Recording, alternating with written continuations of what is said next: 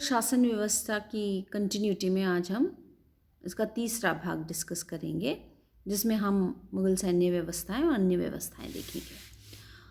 मुग़ल सम्राट बाबर ने अपने सैनिक बल के आधार पर भारत में मुग़ल राज साम्राज्य की स्थापना की थी और औरंगज़ेब के समय तक ये सत्ता अपनी शक्ति को स्थापित करने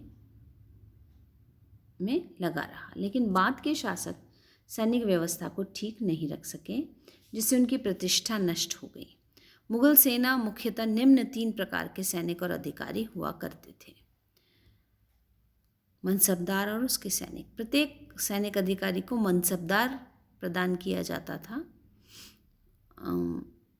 बादशाह के अधीन राजाओं को भी मनसबदार की श्रेणी में सम्मिलित किया गया था। बादशाह उनको उनके मनसब के अनुसार वेतन देता था और मनसबदार स्वेच्छा से अपने सैनिकों की भर्ती करता था। अहदी सैनिक बादशाह के सैनिक थे।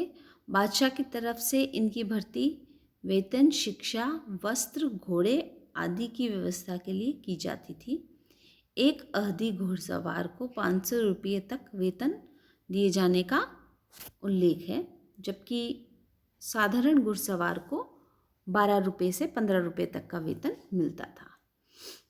अकबर के समय में इसकी संख्या 12,000 थी। दाखिली सैनिक, ये वो सैनिक थे जिनकी भर्ती बादशाह की तरफ से की जाती थी, यद्यपि इनको मनसबदारों की सेवा में ही रखा जाता था। अब हम सेना की बात करें तो मुगल सेना मोटे तौर पर 5 भागों में बटी हुई थी: घुड़सवार सेना, पैदल सेना, हस्ती सेना, तोपखाना और नौसेना। घुड़सवार सेना मुगल सेना का सर्वश्रेष्ठ भाग था। इसमें मुख्यतः 2 प्रकार के सैनिक थे: बरगीर, जिन्हें घोड़े, अस्त्र और शस्त्र राज्य की ओर से मिलते थे, तथा सिलेदार, जो अपने शस्त्र और घोड़े स्वयं लाते थे। इसके अतिरिक्त वे घुड़सवार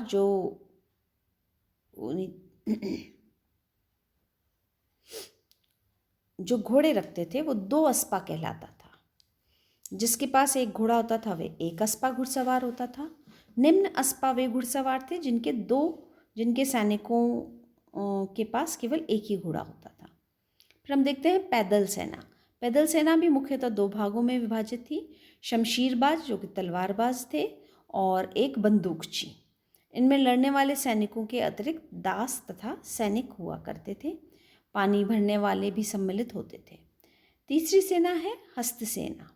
अकबर के समय में 1000 हाथी और बाद में पूर्णतः साम्राज्य में हाथियों की संख्या 50,000 तक पहुंच गई थी। हाथी युद्ध करने तथा सामान लाने के काम में लिए जाते थे। तोपखाना, भारत में बाबर ने सर्वप्रथम तोपखाने का प्रयोग किया था और अकबर ने इसे और शक्तिशाली बनाया। इस क्षेत्र में अकबर का प्रमुख कार्य ऐसी छोटी छोटी तोपों का निर्माण करना था जो एक हाथी अथवा ऊंट की पीठ पर ले जाया जा सकती थी। नौसेना मुगल सैनिक शक्ति का एक कमज़ोर अंग था। अकबर ने पहली बार इस ओर ध्यान दिया था और इसके लिए मीर बहर की अध्यक्षता में एक अलग विभाग की स्थापना की गई थी। वास्तव में मुगल सम्राट नौसेना की पर्याप्त ध्यान नहीं दे सके तथा कालांतर में यूरोपीय जातों को पराजित करे। मनसबदारी व्यवस्था। मुगलों की सैनिक व्यवस्था की प्रमुख विशेषता मनसबदारी प्रथा थी, जो अकबर द्वारा प्रारंभ की गई थी, किंतु उत्तरकालीन मुगल बादशाहों के समय में ये निष्प्राण सी हो गई। साधारणतः मनसब का अर्थ पद से था। इसका प्रयोग अधिकारियों के वेतन और भत्तों को निश्चित करने के लिए किया जाता था। अकबर के समय में सबसे छोटा मनसब 10 का था और सबसे बड़ा 10,000 का, किंतु 5,000 के ऊपर के मनसब केवल राजकुमारों को ही दिए जाते थे। 1585 ईस्वी में अकबर ने शहजादों का मनसब 12,000 तक कर दिया तथा अमीरों के लिए 7,000 तक के मनसब दिए गए। मिर्ज़ा अजीज कोका तथा मानसिंह को 7,000 का मनसब दिया गया था। जहांगीर और शाहजहां ने सरदारों को 8,000 तक के मनसब और शहजादों को 40,000 तक के मनसब दिए गए थे। उत्तरकालीन मुगल सम्राट के समय में 50,000 तक के मनसबों का उल्लेख मिलता है। मनसबदारी व्यवस्था में व्याप्त भ्रष्टाचार और घोड़ों संबंधी धोखाधड़ी को समाप्त करने के लिए अकबर ने अपने शासन के अंतिम वर्ष में मनसबदारी व्यवस्था में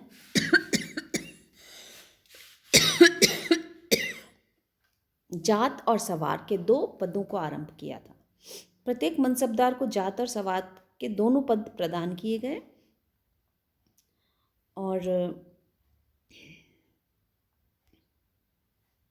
ब्लॉकमैन के अनुसार एक मनसबदार को अपनी जात के पद की संख्या के अनुपात में कुछ सैनिक रखने पड़ते थे और सवार के पद की संख्या के घुड़सवार रखने पड़ते थे।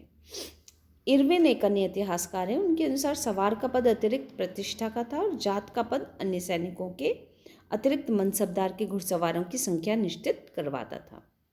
जहांगीर ने अपने समय में 2 अस्पा सेह अस्पा नामक एक नवीन पद का सृजन किया।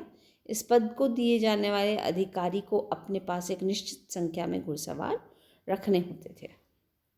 अकबर ने अपने समय में सैनिकों का हुलिया लिखे जाने तथा घोड़े एवं हाथियों को दागने की प्रथा आरंभ की थी।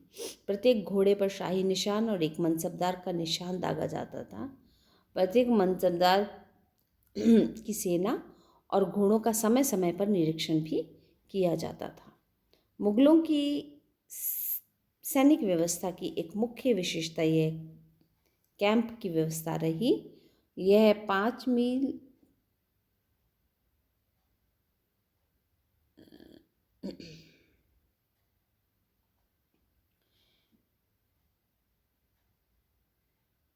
हमने देखा कि उसकी सबसे बड़ी विशेषता यह थी कि उसे केवल 4 घंटों में ही लगा दिया जाता था।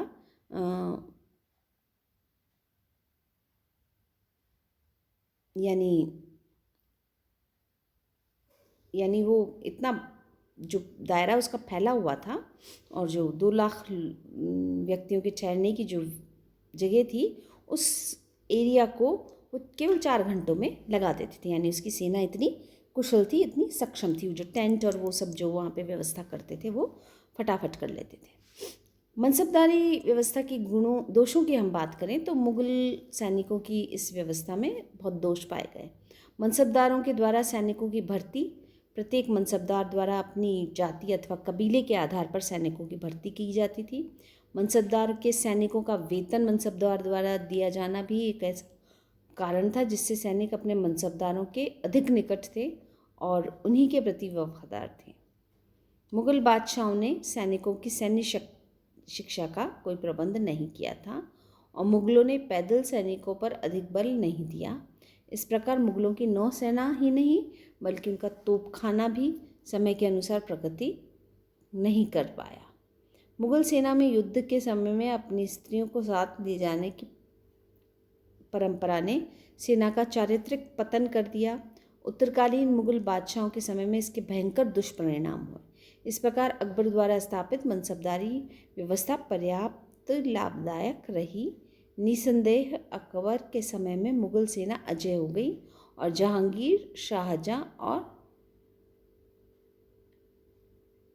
औरंगज़ेब के समय तक मुग़ल सेना बहुत श्रेष्ठ थी। यद्यपि इन बादशाहों के समय के अनुसार उनकी कुशलता और शक्ति में वृद्धि करने में सफलता नहीं पाई। मराठाओं के विरुद्ध औरंगज़ेब की सफलता का यही कारण था। उत्तरकालीन मुग़ल बादशाहों के समय में मनसबदारी व्यवस्था में दोष बढ़ते रहे और मुग़ल सेनापति की शक्ति क्षीण होती गई, जो मुग़लों के पतन का एक मुख्य कारण बनी। तो हमने देखा प्रांतीय व्यवस्था को।